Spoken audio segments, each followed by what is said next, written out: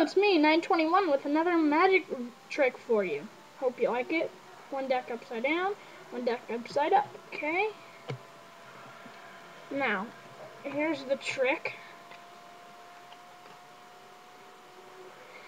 Now, I'm gonna just take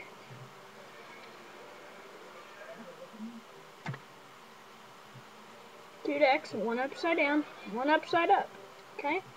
And I'm just gonna shuffle them, okay?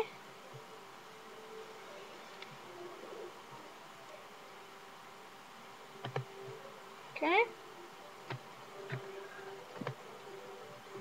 Gonna mix them up a little bit more.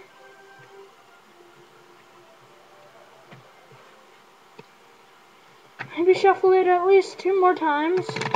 1,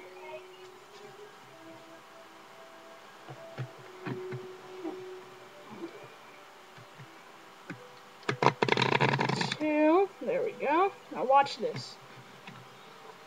If I just push the cards through the fist, give it 3 magical twists.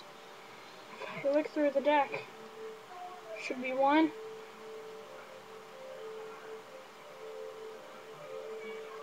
2,